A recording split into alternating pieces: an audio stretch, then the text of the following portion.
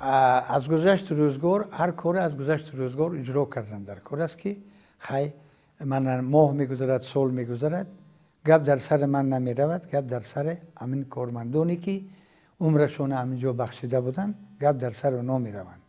آثارخانه است آثارخانه این تاریخ است تاریخ است تاریخ این کار کردن کار خوب نیست. از این خاطر من به خلاصه آمدم کینوستودیو دارد آثارخانه تئاتر دارد دیگر اداره ها دارند برای چه تلویزیون تاجیکستان به سن 50 در آمده است و آثارخانه نداشته باشد. از این خاطر من به خلاصه آمدم که این کار خیر است گذشتگان یاد کردن در کار. من اگر یک کس یاد کنم من یاد میکنم من اگر یک کس یاد نکنم من هیچ کس یاد نمیکنم.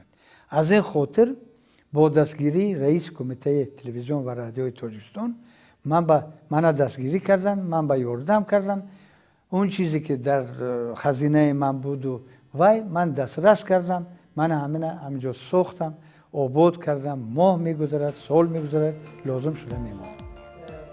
صحبتی شادیبک آتانبکوف به دوران جوانی و نورسیش که به زمان جنگ بزرگ وطنی و بعد آن راست آمد مایل میکند. یادآور می شود که مهر به صنعت و هنر آن زمان در دلش رزده بود و در این سهم مادرش نیز هست.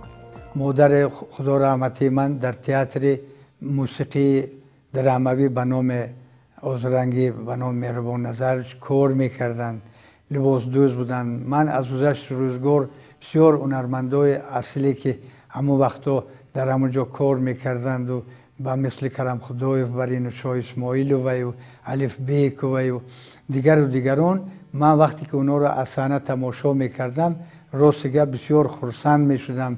من حالم اونا رو فراموش نمیکنم.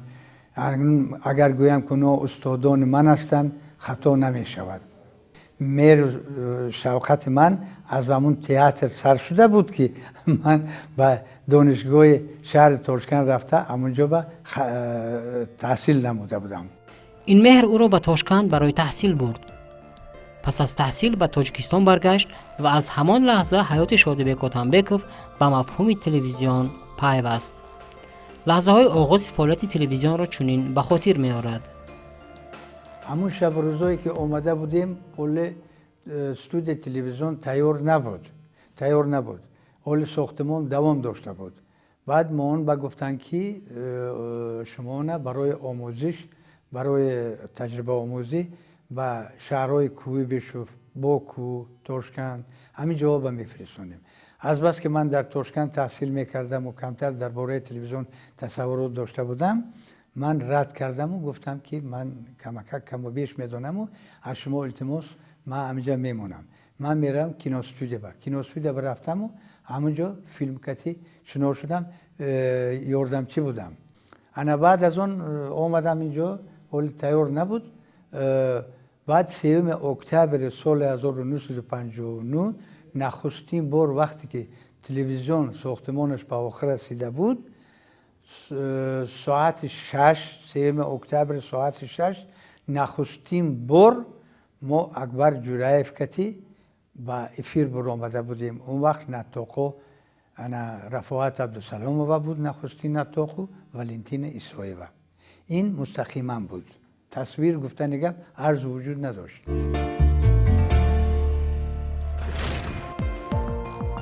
چون در ابتدا نمایش‌ها مستقیم پخش می‌شدند مسئولیت نسبت به کار جدی بود. برنامه تلویزیون در روزنامه‌ها چاپ می‌شد. تماشابین می‌دونست. بعد سونی اینجا این خیلی که مدامی که در برنامه 20-30 دقیقه داده شده است من باید همین کار رعایت کنم. 30 دقیقه اگر که ما باید مثال فرض کردیم بعضا میشد که اگر من زیاد 35 یا 32 دقیقه زیاد کنم از فیلم اینا برداشته در یا اخبار یا فیلم حجتی بدیهی به میگذاشتند. برای اون که تب من خیره نشود من همین قاعده و قانون رعایت میکردم.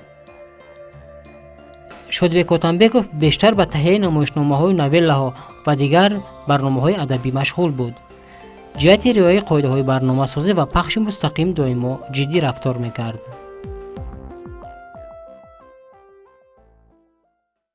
رژیم بسیار سخت بود. مسئولیت دلسوزی بسیار به درجه عالی بود.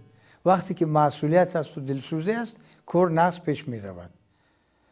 بنابراین راستی گپ ما خرسند هستیم که شاید ممکن راهبرای ما بسیار آدمای مسئولیتناک بودند، دلسوز بودند، سیر طلب بودند.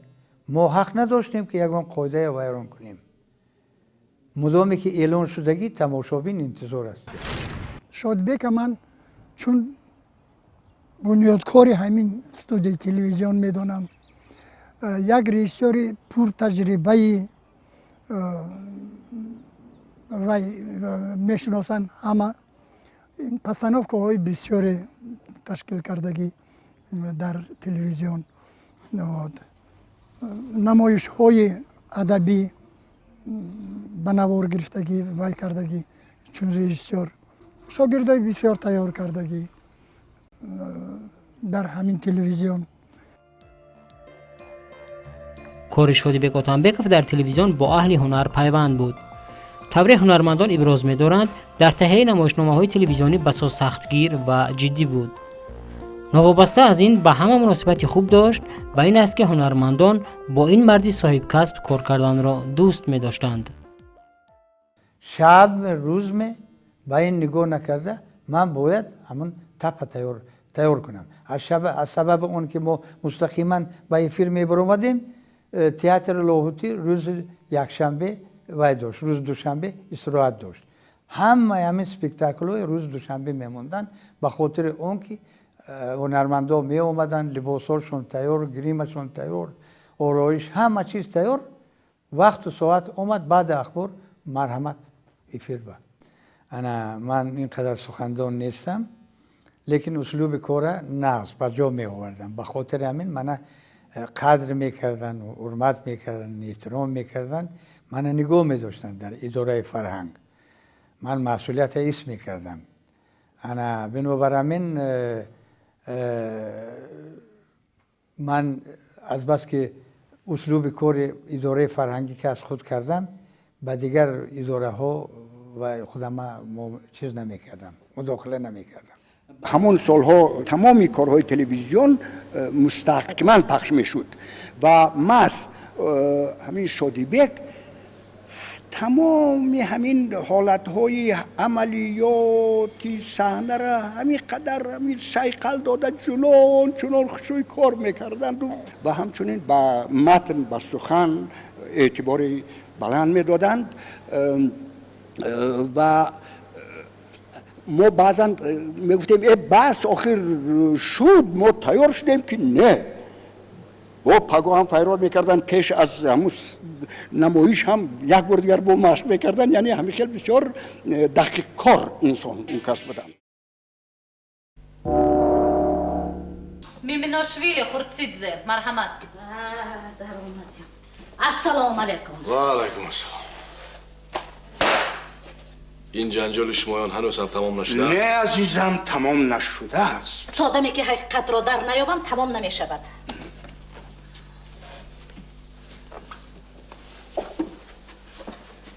در شهر حتی در تمام ریسپوبلیکا یگان اداره یا مؤسسه نمانده است که از روی عرض و شکایت شما قرار قبول نکرده باشد، اما شما به هیچ کس باور نمیکنید. شما تمام اداره ها را با عرض شکایت های خود بیزار کردید. آنها باشد در نتیجه باز این عریضه ها را به ما میفرستند که ما از روی آن چاره بینیم. گویید این احوال تا کی دوام میکند؟ تا آدمی که حکومت حکم عادلانه نبرارد. گرجدن که خورتسیدزه در این مدت چقدر سرداران عوض شدند و کی میداند چند تای آنها را شما به سکته دل تا این فرق رساندید. من طرفدار مرگ به این فرد هیچ کس نیستم، لیکن حق و حلال خودم را به هیچ کس نمیدهم. به معلوماتتان مهربانم این حقوق را به من کانستیتوسیا با معلوماتتان در کانستیتوسیا غیر از حقوق باز وظیفه های گرجدن های هم نوشته شده است. در آنجا مثلا گفته شده است که ما باید طرز حیات سوسیالیستی رو رعایت کنیم. شما اجازت میدهید؟ مرحمت. یک عمر من از صدق و وفا به وطن خدمت میکنم. در سال جنگ با زد و خوردهای شدید تا دیوارهای ریخستگ رفتن رسیدم. ما این رو میدانیم. لیکن رئیس محترم شما چیزی اساسی رو نمیدانید. نه، برای من جنگ در نزد دیوارهای ریخستگ به انجام نرسیده است. نه، وقتی که من به خانه برگشتم انا همین زنک همسایه من شد و از همان لحظه سر کرده برای من جنگی اساسی و حقیقی آغاز یافت و تا امروز دوام دارد. شما به گپ‌های وی گوش نکنید مهربانم. وی با همین راه همه را به ترحم آوردنی. من اشتراکچی جنگ آزاد کننده یوروپا گویا وقتا که وی می جنگید شوهرهای ما بله گوش میکنم. زنتون دوباره تلفن کردند. من آدمان را قبول میکنم. مرا با هیچ کس وصل نکنید. از همه پسندش انا راستی گپ که از روی اثر سلطان سفروف قرض وجدان وقتی که من به صحنه گذاشته بودم درباره حیات ممات وزارت کارهای داخلی لیسه. اون وقتا هنرمندای اصل بودن به مثل گرمینگ ذوق بیکوف، حسین رجب و دیگران نماز معطوف همونا با باز میکردن. بعد وقتی که من به لباس لازم شده بودم من به وزارت رفته بودم من به لباس داده بودم و وقتی که من سپیکتاکل با سامان رسانده بودم در همین نویبر همینجا به روز ملیسه بود. همون روز ذوق بیکوف مرا دعوت کرده بودند و به ذوق بیکوف علاچی یک مدال علاچی وزارت کارهای داخلی اون وقت شوروی داده بودند و من به رحمت نامه داده بودند. من این همه قرض سپیکتاکل قرض وجدان سلطان سفروف هیچ وقت فراموش نمی کنم. دویم از روی یک دراماتورگ افغان من سالهای 67 بود گل سیاه به صحنه گذاشته بودم. در اون سپیکتاکل هنرمندان اصل تئاتر با مثل هاشم گدایف، گرمین ذوق بیکوف، خلیل نظر و میرم سوی و محمود طاهری و دیگران اشتراک میکردند. گل سیاه هم بسیار مضمونش بسیار بلند بود و به درجه عالی گذشته بود. وقتی که من بعد از روز دیگر شهر به برآمده بودم تمام یار برادرایی که من در کوچه دیده بودن به من تشکر بیان کردن.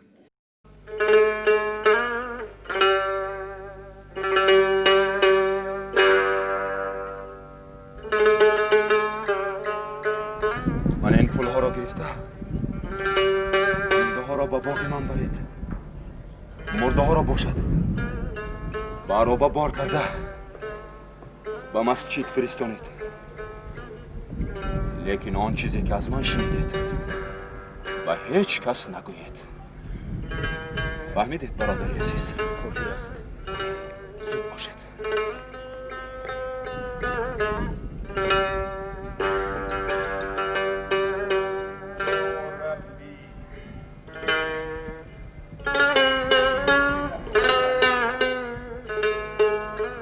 این چه وحشیگری؟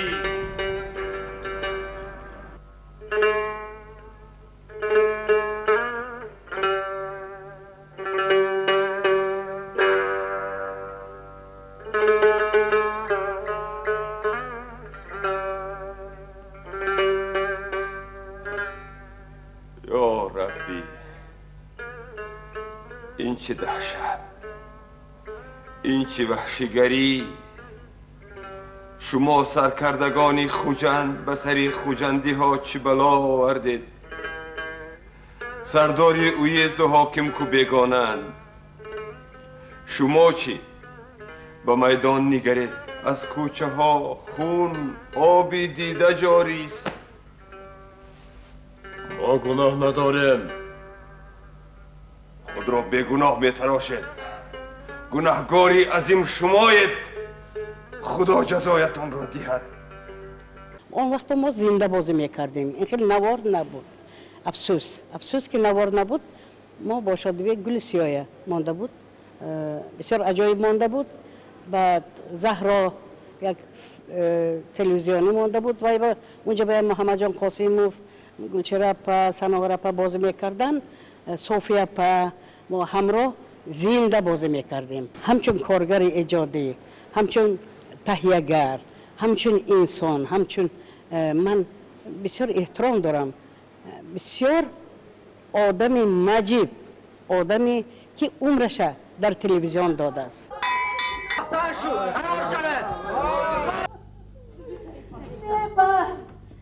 بس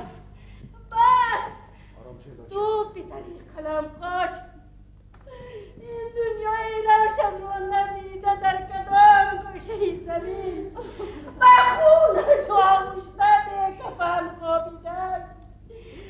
نه دیگر نمیدی هم نخواد که این فقط برای من باشد. نه یک تو یگانه پسرم رو از من چطور نکنی نمیدی هم. جهت دیگری کار شودبک اتنبکوف این تهیه فیلم های تلویزیونی است که موفق هم شده است. در یکی از صحبت‌هایش با سابقه‌دار تلویزیون شادروان انور سلیمانوف این نکته را چنین یادآور می‌شود. یکی از همین فیلم‌های بسیار عجیب که باز به همین موضوع بخشیده شده است و باز شما همین اربابای علم و صنعت مثلا به نوار گرفتید و برای تاریخ، برای نگاه داشتن بسیار خدمت کردید. این فیلمی تحفه ما، یعنی به زبان روسیه‌اش نشه تحفه بود. نه در این فیلم محمد جان قاسیموف، غفار ولامتزاده، سعید مرادوف، خودی تحفه فاضل و اشتراک میکنند. همین فیلم به نوار گرفتن همین فیلم به شما چه خیلی میسر شد؟ توفای پایا بسیار ارتیست زبردست بود، همچون سراینده، همچون اکتریس تئاتر و همچون کینو، اکتریس کینو. همین تمام وجهت‌های جمع کردیم و در اساس وجهت‌ها با شمس قیامش من هم یک فیلم تماشا کردم. همین فیلم اکای شادبک این یک фонды тиллои телевизионный Таджикистан меобад. Они часто собираются вместе, просто так, без особых на то приглашений. Султан Саид Мурадов, Гафар Валаматзаде, Мухаммеджан Касим.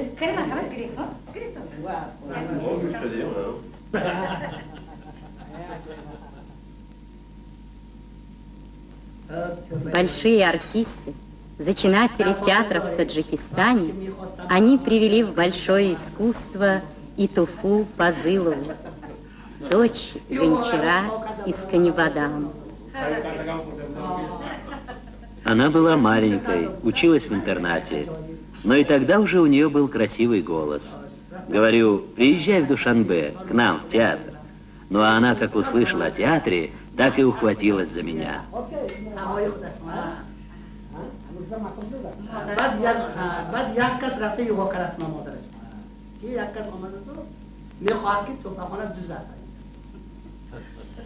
Такая была она, наша Туфа.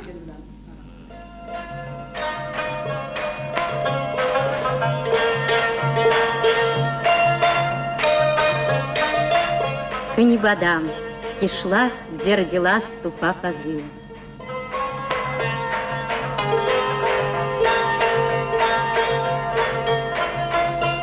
За то, что она смело сняла паранжу, стала артисткой, в нее бросали камни, ее пугали, грозили смертью.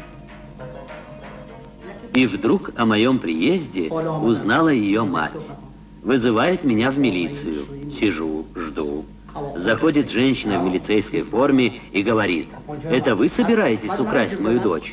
Ну, я ей отвечаю виновата: «Извините, тетушка милиционер, меня сюда специально прислали из Душанбе. Мы узнали, что здесь, в интернате, учится девушка с прекрасным голосом. Вот мы и хотим пригласить ее в наш театр». Что там было? И ругали, и пистолетом грозили. Но в конце концов я своего добился. И она приехала.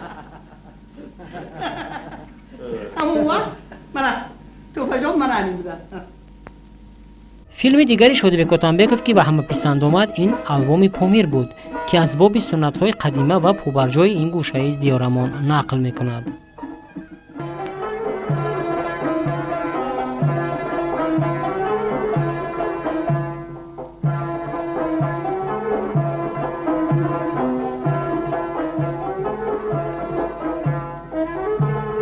мирские реки трудно переплыть. Однако можно перейти по висячему мосту.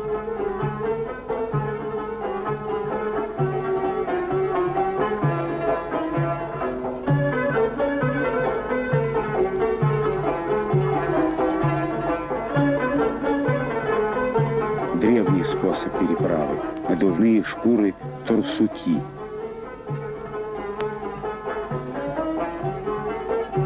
Сегодня это один из народных видов спорта.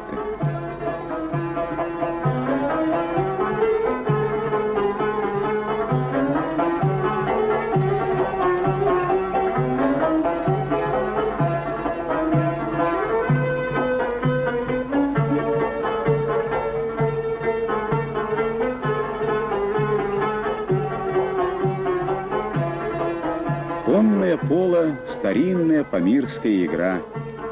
Возможно, Памир – родина хоккея.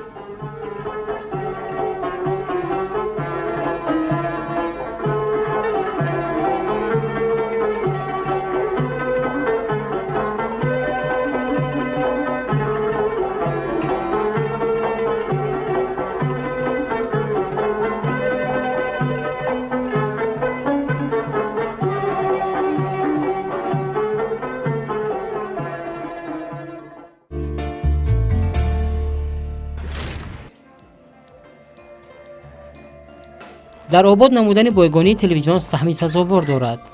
бе бойгонӣ кори телевизионро тасаввур намудан ғайриимкон аст, мегӯяд ӯ. дар самти истифодаи мавод аз бойгонӣ мададрасони кормандони ҳамаи шабакаҳои телевизионист. ба ҳар як навори ин хазина дилсӯзона муносибат мекунад ва инро ба дигарон низ талқин менамояд. то соли 94 дар телевизион хазина арзу вуҷуд надошт. нахустин бор соли 1994 мана бо ҳамин кассетаҳо корамоно сар кардем. ин кассета ВХС ном дорад. баъд аз кассети ВХС кассети мана испиба гузоштем. баъд аз кассети испиба баъд мана ҳозира дивикамкат кор мекунем. мана инҷа ба тамоми идораҳо хазинаи тамоми идораи телевизион арзу вуҷуд дорад.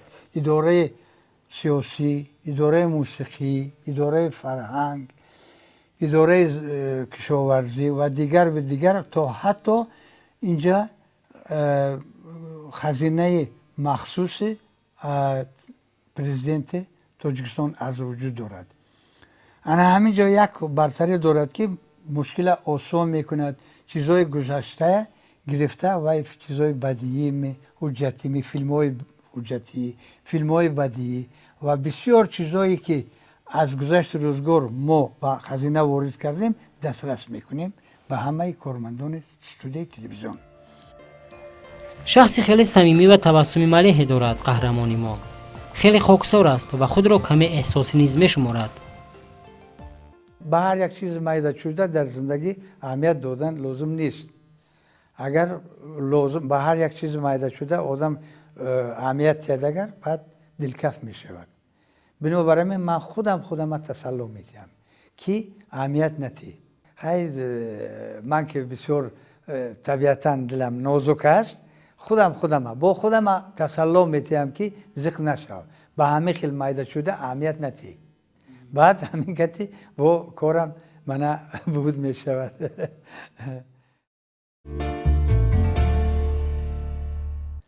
не танҳоӣ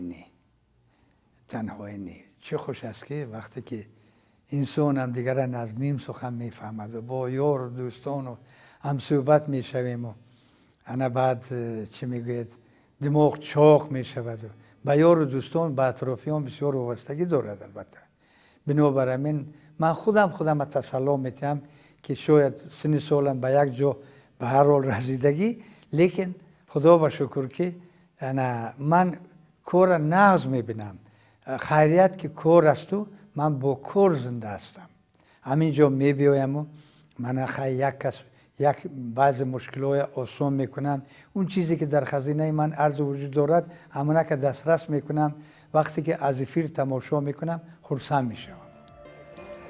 ин аст ки аз рӯзгор пешаи интихоб намуда ва ҳамкоронаш хеле қаноатманд аст. албатта ман қаноатмандам. ман дар зиндагӣ عمر ما همینجا بخشیدم. زیاده از نیم عصر اینجا کار میکنم. از هیچ کس من خفه نیستم. من از همه شاد هستم. از رهبرای سابقه دار و حاضرای و من حرمت احترام میکنن. اگر خواهید که شما حرمت کنن، شما یک کس حرمت کنید، بعد حرمت میبینید. اگر ما درباره مثلا صفت‌های خوبی کاری و انسانی استاد آتانبکов گپ زدن شویم، من یک چند نکته آن را که به استاد خودم محض مشاهده نمودم میخوام ذکر نمایم. قبل از همه استاد آتانبکov خیلی آدمی دقیق کارن، با قول روسا خیلی انسانی پونکتوال. مثلا چی کاری رو که اگر در نظر و در نقشه داشته باشند با همون ساعت و با همون دقیقه مطابق نقشه چون هم وقت با انجام میدادن و با دیگران نیز با جوانان نیز همیشه بیشتر تلقین میکردن. و یک انسان هستند که از زمانی که من این را میشناختم، از سال 21 سالگی تلویزیون فعالیت میکردم میشناختم، یک نفری بودن که با نمود ظاهری خیش دقت خیلی جدی هم میدادن. زمانی که من این شخص رو روزگار میشناسم، هم وقت من آدم در تن آدم کاستیوم میبینم، هم وقت گالس که گون و گون مثال بسته کار میاد، قریب در لباس آزاد کم این نفر دیدگم. هم وقت تا اندازه این نمونه برای دیگران بودن. همچون چندین سال راهبری کارگردان‌های اداره‌های ادبی درامای تلویزیون تویسو اینو با عهده داشتم و ما نیز یک مدت در این اداره و حیث شاگردم کار میکردم. در نظر استاد خیلی آدمی دقیق کار و سختگیر در کار بودن، نسبت کار خیلی سختگیر. اگر ما بود اگر سپارش یا وظیفه در زمان و یگان نفری ما میدادن و ما در وقت و ساعتش همه کار را به انجام رسوندن نمیتونستیم، این از این کار یا از این عملی فرض کردیم ما استاد خیلی رنجور میگشتن، خیلی ناراحت میگشتن و هم وقت دقیق کاری و تازه کاری را اینو میکنم پیشه میکردن در کارشون و پیشه کرده اسلام تا با امروز. از هر دستاوردی وطن و پیشرفت و نموی تلویزیون و از همکاری با شخصیت‌های بزرگ افتخار دارد. فعالیت در این بارگاه مقدس و همکاری‌ها با شخصیت‌های شناخته برایش مکتبی آموزش نیز بودند. افتخار دارم که من ایفی میسایش متلمانه که کمتر کار داشتم بریش که میوگرف تویر صبروف.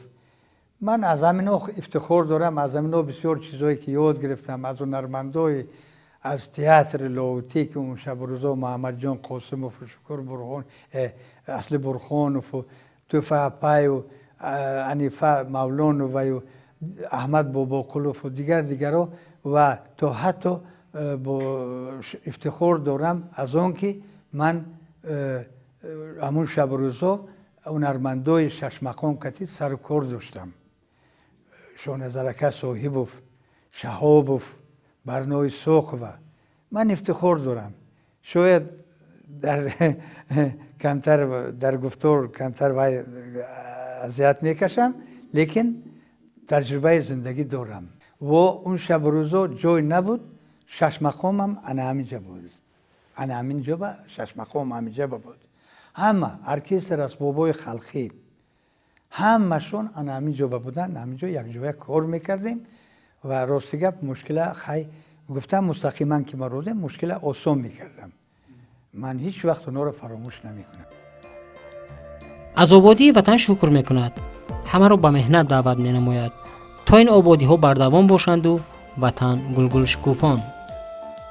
من از یک چیز خرسند هستم که مملکت آزاد، مملکت خدا به شکر تنجی امانی به کجایی که نیت سفر کردن دارید مرحمت جای وای نیست. من به نزدیکی بدخشان رفته آمدم، یگان کس من نپرسید که به کجا می روی، از کجا آمدی.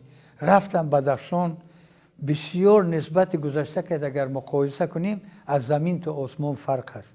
بدخشان از خیر دلسوزی راهبران دولت و حکومت آذره همین قدر آباد شده است که مردم خرسند، ساختمان، همه چیز، همون بناهای بزیب با زور همش به درجه عالی. من امینه دیدم، من افتخار دارم از دولت و از حکومت تاجیکستان. هنوز هم شتاب دارد شودیبک اتنبکوف. میشتابد تا مشکلی نفری را آسان کند، تا باز نوار جالبی از بایگانی تلویزیون برای نمایش دسترس کند، تا باز آثارخانه تلویزیون را بایتر گرداند. اهل بهارستان با این مرد پرهنر و نورانی سلامتی و روزگاری آباد تمنا دارد.